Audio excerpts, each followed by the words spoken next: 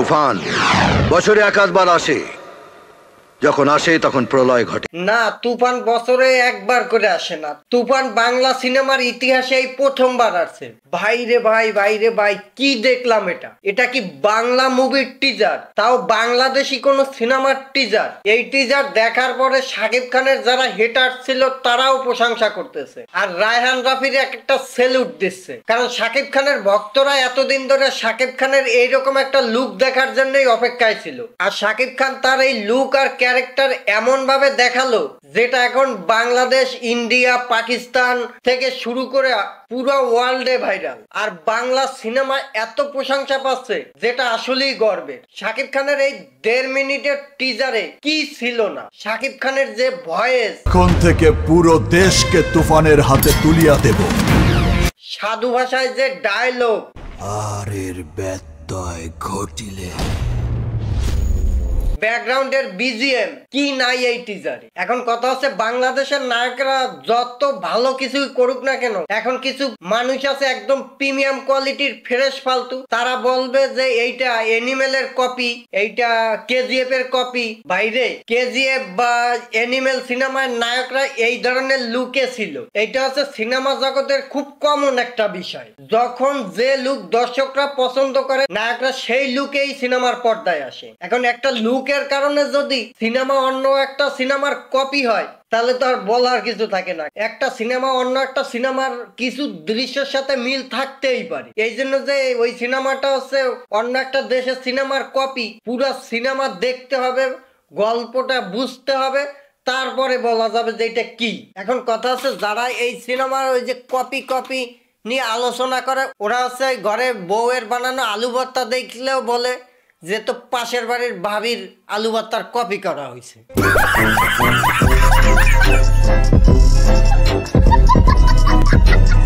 শাকিব খানের এই তুফান মুভির টিজার দেখার পরে বাংলাদেশ, ইন্ডিয়া, পাকিস্তানের মানুষ একটু অবাক হয়েছে যে বাংলা সিনেমার ইতিহাসে এরকম টিজার হইতে পারে, যেখানে ওই যে কেজিএফ এনিমেল মুভির সাথে কপি বললাম মুখে ফেনা তুলে দিচ্ছে। বুঝতে হবে সেই সব সিনেমা হচ্ছে 100-200 কোটি টাকা বাজেটের সিনেমা, আর বাংলাদেশের শাকিব খানের এই তুফান মুভির বাজেট মাত্র 20 কোটি টাকা। এখন এই 20 কোটি টাকার মুভি যদি 200 কোটি টাকা, 100 কোটি টাকা সিনেমার সাথে তুলনা করা হয়, এটাই তো মূল বিষয়। তাহলে বুঝতে হবে বাংলাদেশে সুপারস্টার শাকিব খান এখন কত উপরে উঠছে, যে সে 20 কোটি টাকায় 100 কোটি টাকা বাজেটের, 200 কোটি টাকা বাজেটের সিনেমা তৈরি করতে পারে। সাব্বাস ভাই, সাব্বাস।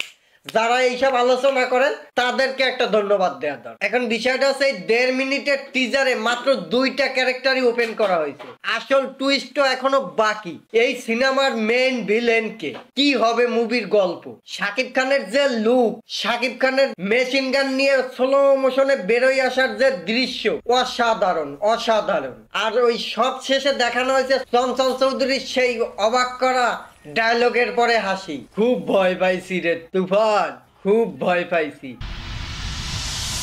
তুফান, খুব ভয় পাইছি রে।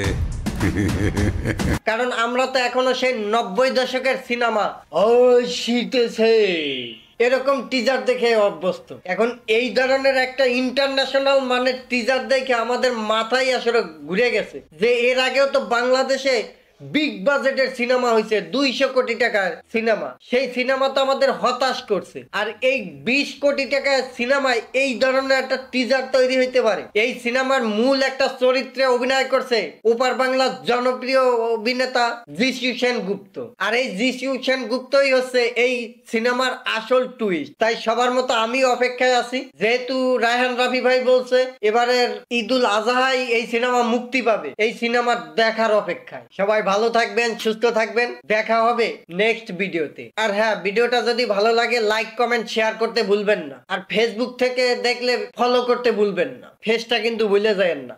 দেখা হচ্ছে আবারও।